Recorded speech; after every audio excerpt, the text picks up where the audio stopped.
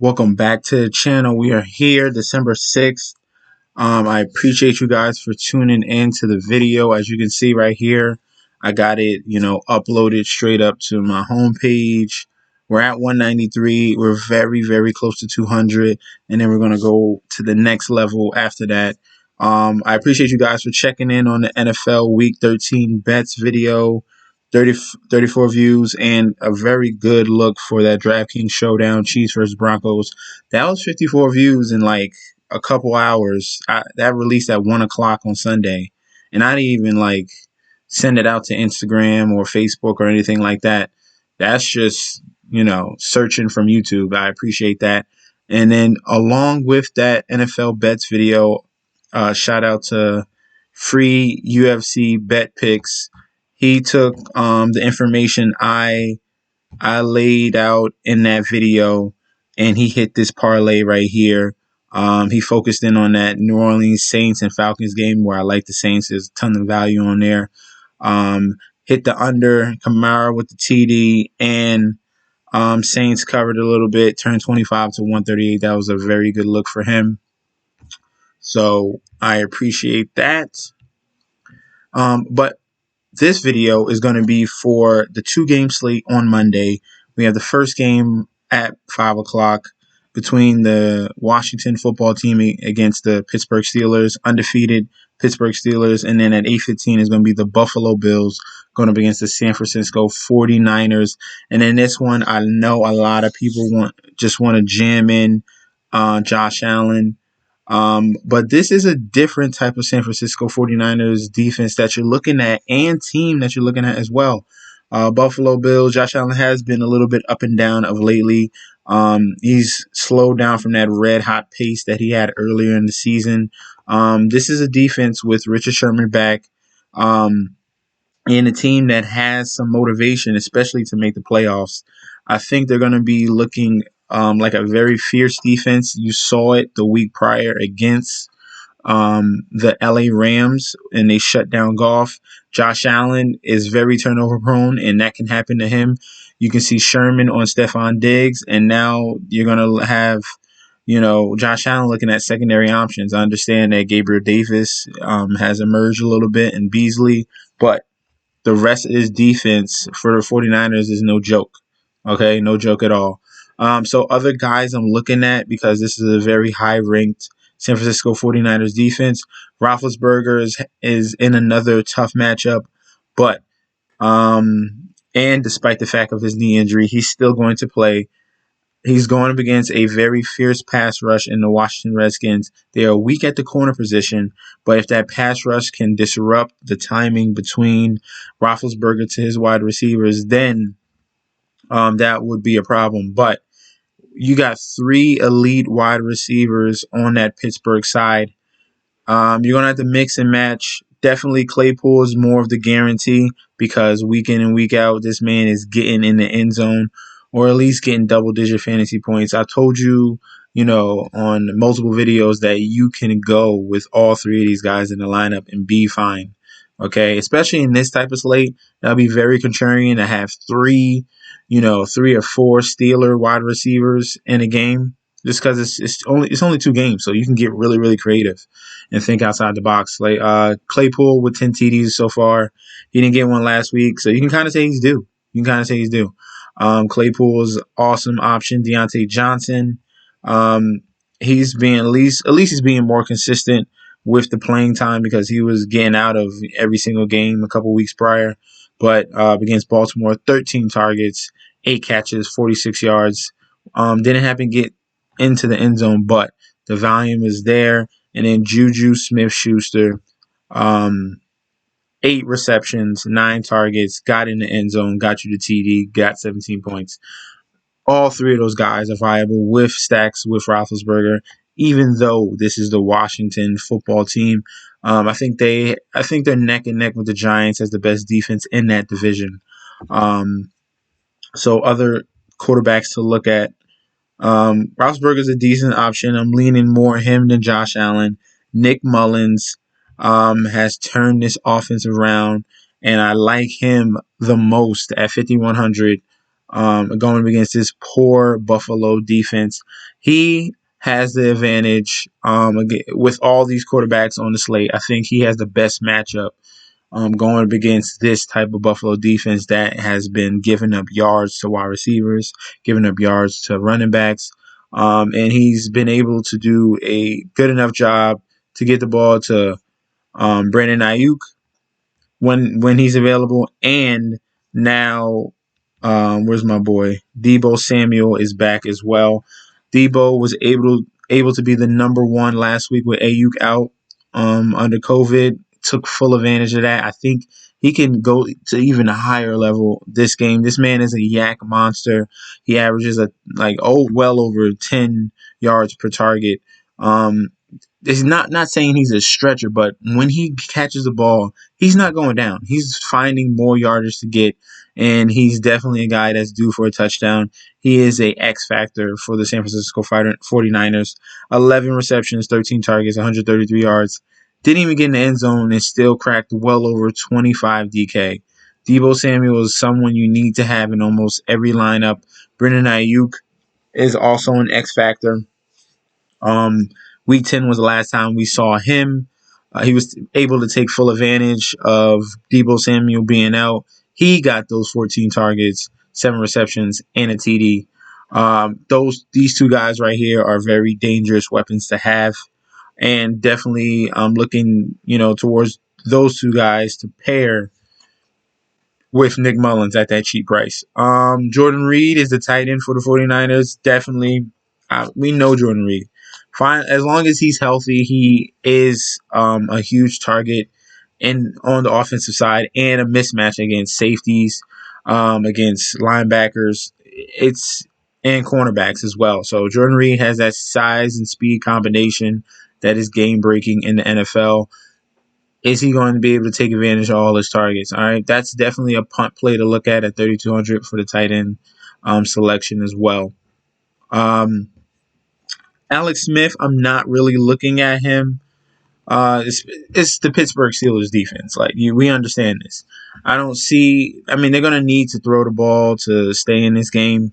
I definitely think it's going to be close. A lot of field possession battles going between these two teams. Going to be in the trenches, low scoring game. So instead of Alex Smith, I'm looking more Antonio Gibson or J.D. McKissick on that side. So we already got the quarterbacks down packed. My favorite two already is going to be Roethlisberger and Mullins. For the sake of this video, I'm going to throw Mullins in there for you. Running back, go through this little selection. We have Antonio Gibson as the highest price running back, and everyone's going to be smashing his name in just because of the performance he did against Dallas on Thanksgiving. 20 attempts, 115 yards, 3 touchdowns. Was also able to get 5 receptions. So he's definitely a viable option to have.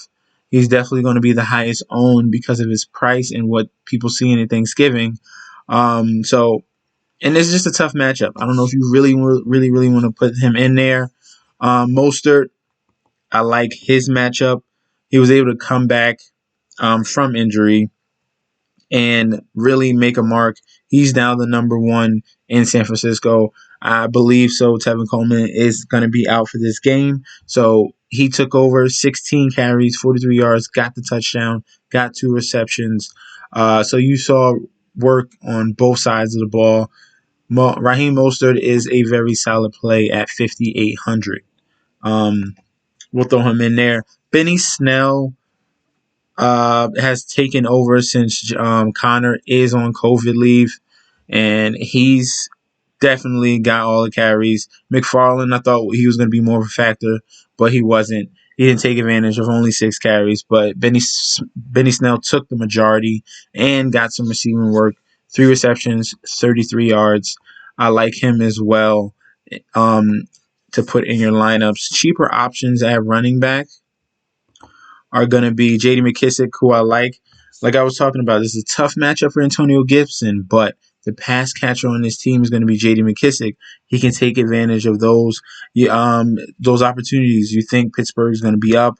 Washington's going to have to fight back. They're going to be in more of a throwing mode. I don't know if they're going to sustain drives, but When they do have these opportunities, Alex Smith loves to check down the ball. As you see in week 11, week 10, and week 9, you see targets from 4, 15, and 14 in these games. So J.D. McKissic is definitely in a game script where he can get some catches and get some cheap points for you guys.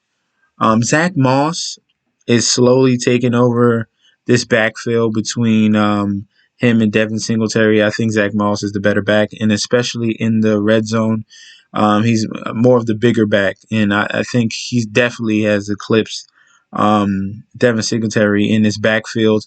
They use him more in the red zone as well, and he's a better pass catcher. So Zach Moss, the rookie, definitely showing up. 4,600 is a decent price to look at. You're not going to need to really save money because there's not that many high price guys. We're used to 9K, 8K guys. There's not that many guys that high price in this slate. So you can pretty much afford what you want. It's just who's in the better matchup and who's going to show up. I spoke about Tevin Coleman. Is he official? Wasn't listed on Thursday press report. Was activated, but Jeff Wilson, obviously Raheem Mostert was activated. There's no official word out on Tevin Coleman, but I wouldn't be too worried about that. I'm more focused on Mostert. I don't think Coleman would take that many carries from him. I spoke about Singletary. McFarland didn't do too much damage, and I thought he had 6 carries. He only had 3 and 1 catch, so he wasn't much of a factor. Benny Snell is that number 1 right now. Currently, the Jerick McKinnon tour is now kind of over since Mostert is back, so he's going to get just a little bit of the third down work. Jerick McKinnon, if you're looking for an X factor back, Jerick McKinnon can, on one of those third down situations, can get a catch and get into the end zone. And that's pretty much it. It's pretty much ugly after that. Wide receivers. I spoke about the trio with the Pittsburgh Steelers, so we're going to dig in deep with Stefan Diggs. Diggs is the number 1 for Buffalo, and after solid performances in Week 10 and Week 9, had a little rough patch against Casey Hayward, and now he gets another tough matchup against Richard Sherman. He's not really getting touchdowns. He's definitely getting receptions and working his way there. So I can lean away from Stefan Diggs because of the San Francisco 49ers defense. Terry McLaurin is another guy in a situation where he has a tough matchup. But this man, like I said, he is Mr. Consistent. Please watch the injury notes and make sure he is available to play for the 5 o'clock game tomorrow. And no matter what matchup, besides the Rams, he scored you over 10 points. So you can't complain about that. Can't complain about that at all. You're getting him at a $500 discount, so that's good as well. Other guys to look for. If we're not going to be on Diggs, Beasley can be a guy who Josh Allen can connect with. Just surprise weeks like Week 10 against Arizona, 11 receptions, 13 targets, 109 yards and a touchdown. He did it again against the Jets, 11, 12, and 112. So he definitely has that, X factor ability to get all these receptions and really make the most of it. Gabriel Davis is the next guy right behind him, taking over since John Brown has been on the IR. Got a touchdown in Week 12. Wasn't present in Week 10, and then Week 9 also got a touchdown. So this is definitely a rookie to watch out for, Gabriel Davis. Not getting a ton of targets, but definitely being a factor in that red zone area. Let's see if I can find some punt guys for you. Richie James, you could lean there. James Washington. No, we're not going to go to the 4th wide receiver on that team. It gets ugly. It gets really ugly. If I had to choose, it'd probably be Dontrell Inman, but I wouldn't choose. I wouldn't get this far down here at all. You don't really need these guys. Stay up above. Work this mid-tier wide receiver. You got Gabe Davis is the cheapest I would go. I'm not really looking at Kendrick Bourne. You got Ayuk. Just stay in the mid-tier right here. This middle, you can fill out your lineup pretty much fine. And here, I'm going to go throw in, I think, I think the possession receiver will be huge against the San Francisco defense. Just to bring back, because obviously I like the stack of San Francisco. I think they get up. I think they will be able to score. Just trying to figure out how Josh Allen is going to get points on the board. Okay. And then tight end will be the last position. I don't want to fill out the whole lineup for you guys. Like I said, that is illegal. I cannot do that. Kittle on IR, obviously. Ebron has been growing, getting more well connected with Ben Roethlisberger. As you see, just look at the targets from week 9, 6, 6, 7, and 11, bumping up each and every week just a little bit. Red zone target has 4 TDs so far. This guy, very good signing from the Colts, but he kind of had a bad game against Baltimore, had a little bit of the dropsies, but I think he can bounce back against the Washington Redskins. Jordan Reid, I spoke about already, is someone to watch out for. Logan Thomas, just like Terry McLaurin, this is the number 2 right here on that Washington football team offense. He was a man of consistency. As you see, week 7, 6, over 10 points. Taking over from Dwayne Haskins. Alex Smith has really, really a nice connection with Logan Thomas. And then the hit or miss guys is going to be Dawson Knox, Tyler Kroft. You don't know which one is going to be, the touchdown scorer. You could get a weird guy like Vance McDonald getting the TD or Jeremy Sprinkle. I'm not really looking at those guys, but not saying they're viable because you're not going to need that. You're not going to need that salary. You can afford all these expensive guys and be fine and still have money left over. So just stay between Eric Ebron, Jordan Reed, Logan Thomas. Okay, that's what I would stay with. And I'm not really trying to flip a coin between Knox or Kroft. 1 week it'd be Kroft, 1 week it'd be Knox. This man has done literally nothing all year. He had an okay, rookie year, and he's supposed to have, an upstart sophomore season, but 9 receptions, 111 yards, and 1 TD all season is not good. Josh Allen is not really looking for his tight ends at the moment. But for this lineup, let's throw in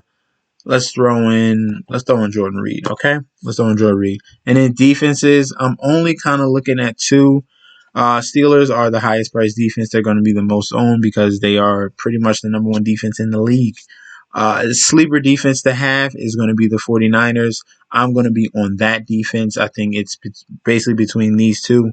Either choose the Steelers because I think they take over and control that game against Washington, and the 49ers at home, I think they control Josh Allen and force him into some bad situations. Let me know what you feel. If you like the stack with San Francisco, or you're going to be risky and go with Josh Allen if you really trust that train. Let me know in that comment section below. Don't forget to like and subscribe to the channel. We have 193. We're trying to get to 200. Also, check me out on Instagram and Twitter. I already showed you. I gave some good advice to a friend, and he was able to profit. So sometimes I throw up some picks on there as well. So follow me on Instagram and Twitter. Thank you guys for tuning in. I will see you tomorrow with another video, and peace out.